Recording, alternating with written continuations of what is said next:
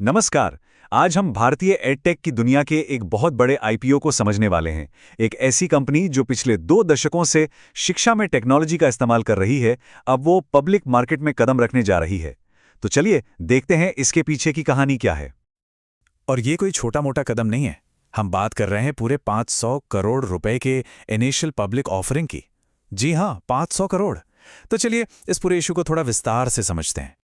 तो सवाल ये है कि आखिर कौन सी एडटेक कंपनी है इस इतने बड़े आईपीओ के पीछे।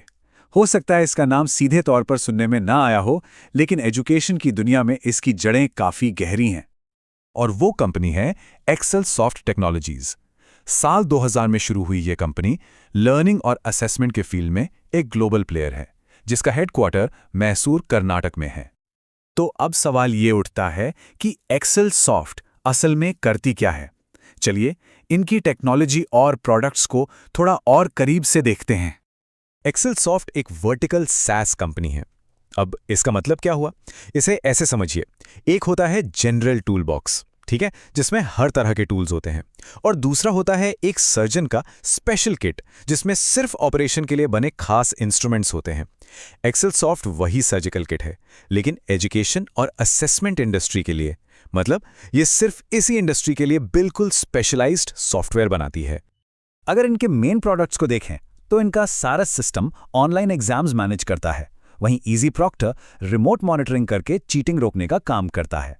फिर इनके सारस एलएमएस और एनेबल्ड एलएक्सपी जैसे प्लेटफॉर्म्स हैं जो इंस्टीट्यूशंस को डिजिटल लर्निंग में हेल्प करते हैं।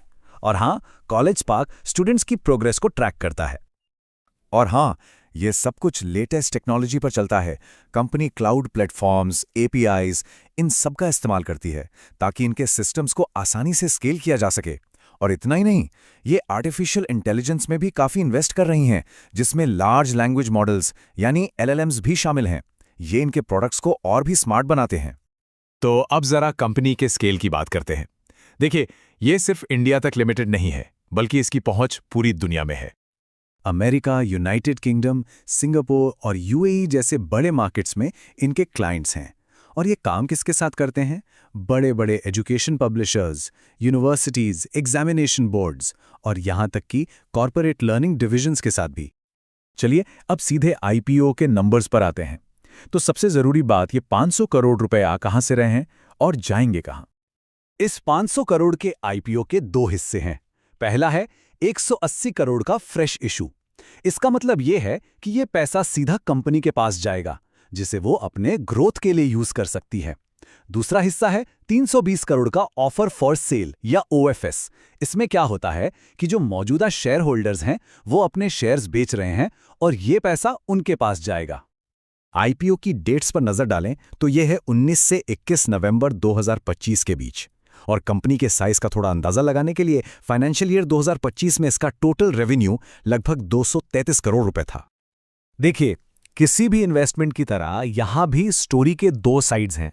तो आइए कंपनी के स्ट्रेंथ्स और इससे जुड़े रिस्क्स पर एक बैलेंस्ड व्यू लेते हैं। तो यहां एक बैलेंस्ड पिक्चर दिखती है। एक तरफ कंपनी के पास लॉन्ग टर्म क्लाइंट कॉन्ट्रैक्ट्स हैं, ग्लोबल कस्टमर बेस है और सिक्योरिटी और क्वालिटी के लिए आईएसओ सर्टिफिकेशंस जैसी स्ट्रेंथ्स हैं। लेकिन दूसरी तरफ कुछ बड़े रिस्क्स भी हैं। कंपनी अपने एक बहुत बड़े क्लाइंट पियर्सन एजुकेशन ग्रुप पर हद से ज्यादा डिपेंडेंट है। इससे फ्यूचर अर्निंग्स को लेकर एक अनिश्चितता बनी रहती है। और इसके साथ ही इसने एक प्रमोटर कंपनी के लिए 300 करोड़ रुपए की कॉर्पोरेट गारंटी भी दी है, जो एक फाइनेंशियल कंसर्न तो है ही। तो अब आगे का रास्ता क्या है? एक्सेल सॉफ्ट अब एक प्राइवेट से पब्लिक कंपनी बनने के एक बहुत ही इंपॉर्टेंट मोड़ पर खड़ी है।